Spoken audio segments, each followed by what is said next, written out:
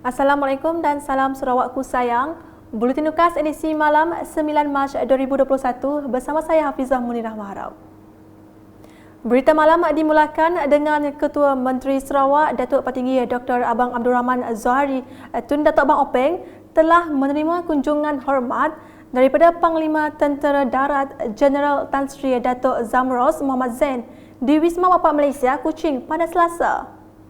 Ketika ditemui selepas itu, Jeneral Tan Sri Datuk Zamros memberitahu kunjungan hormat tersebut merupakan kunjungan sulung beliau sejak menjawat jawatan Panglima Tentera Darat ke-28 pada 11 Jun tahun lepas.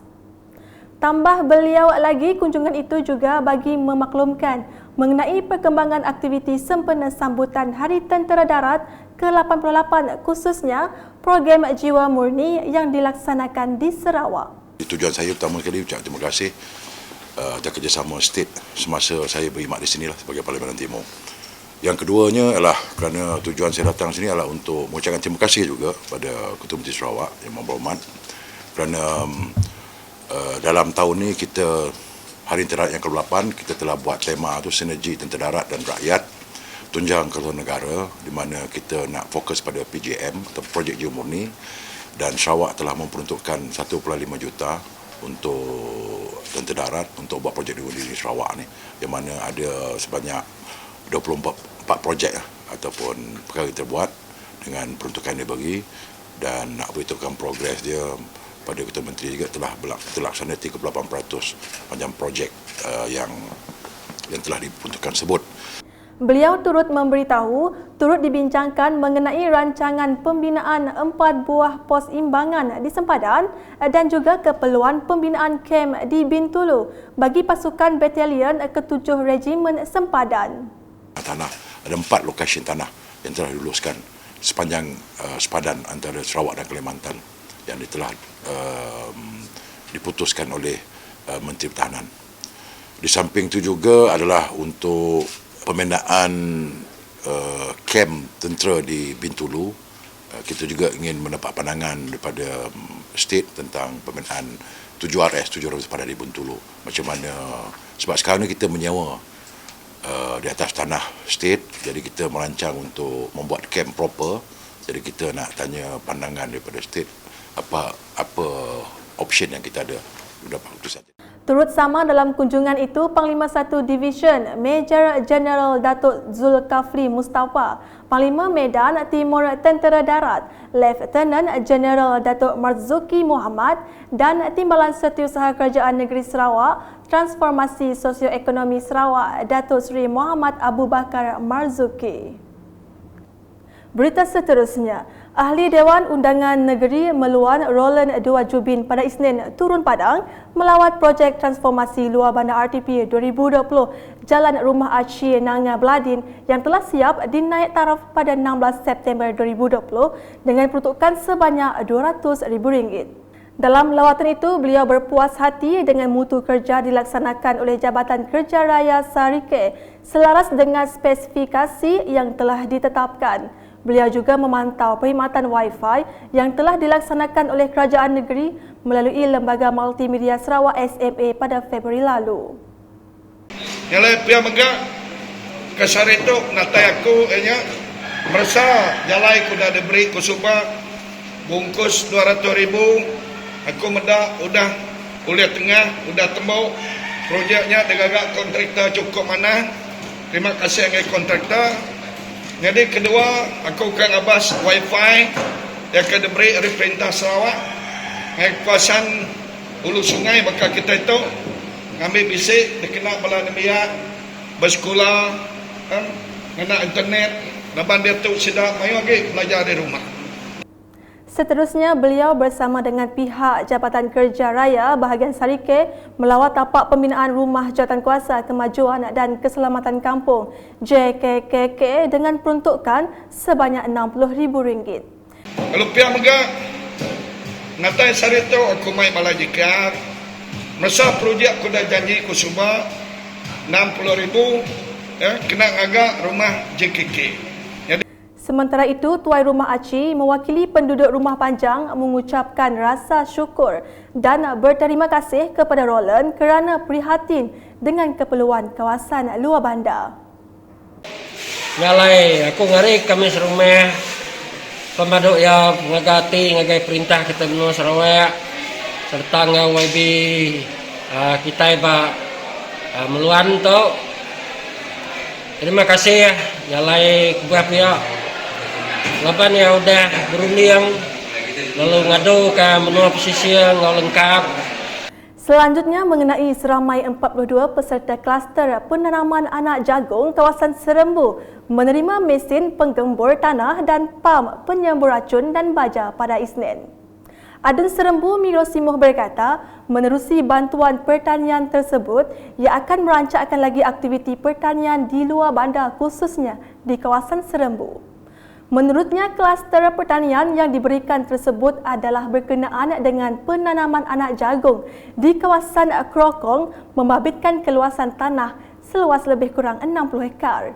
Kluster pertanian yang kita bagi bantuan pada hari ini ialah berkenaan dengan penanaman anak jagung di kawasan Krokong dengan 42 peserta terbabit dengan keluasan tanah lebih kurang dalam 60 hektar.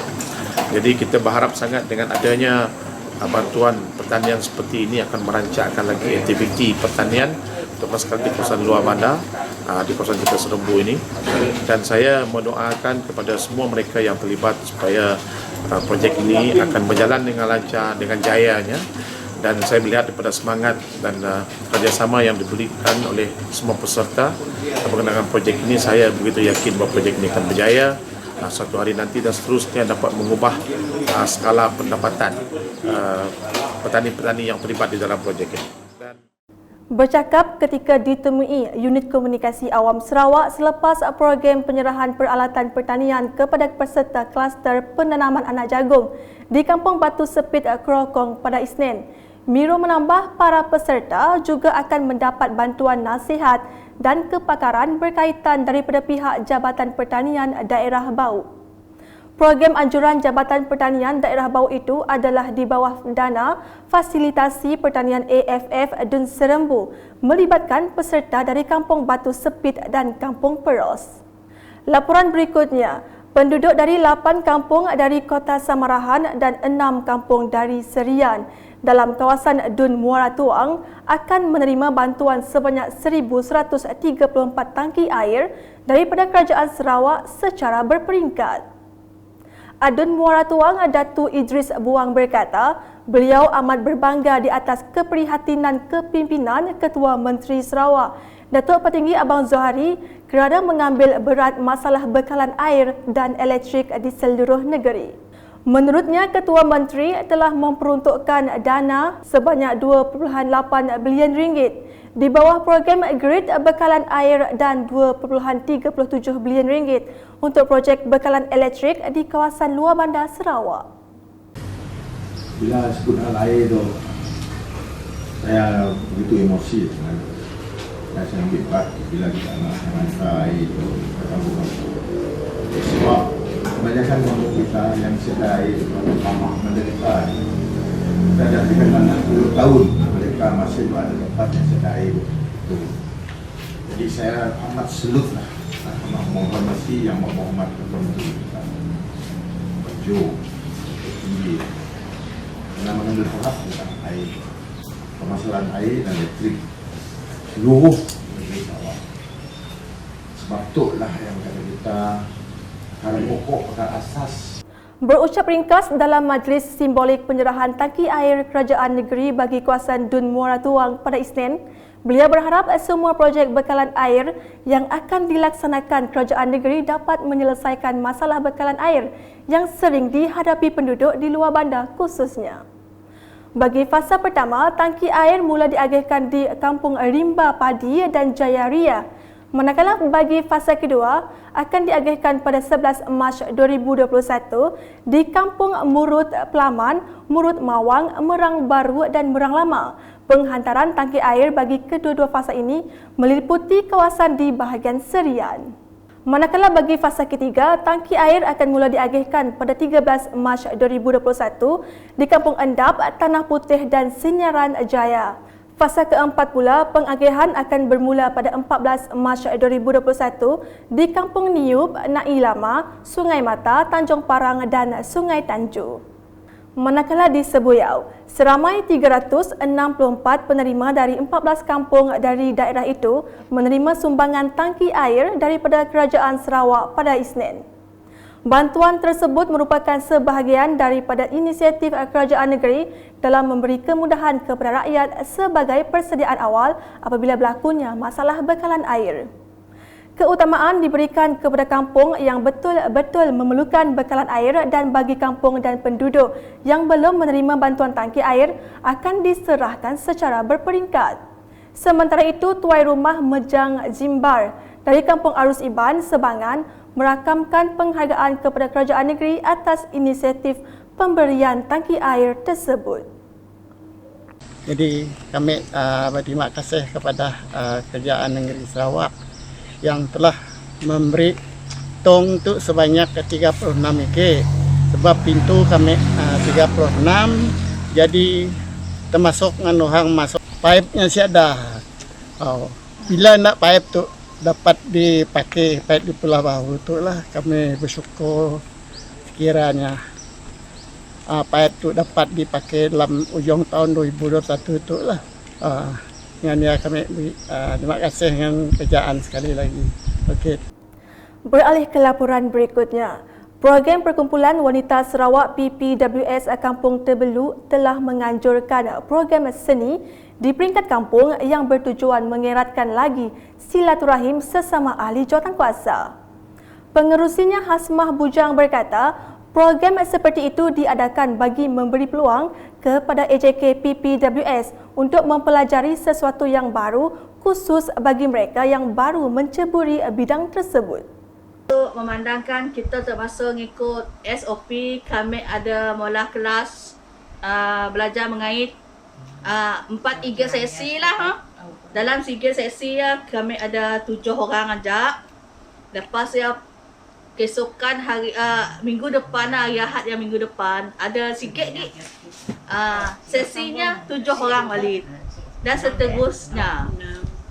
Itu adalah program dan aktiviti perkumpulan kami orang setiap bulan. Kadang-kadang kami orang mula setiap minggu dengan program yang berlainan, dengan aktiviti berlainan. Beliau berkata demikian ketika ditemui dalam program PPWS kelas asas mengait membuat beg di Kampung Hilir Terbelu pada Isnin.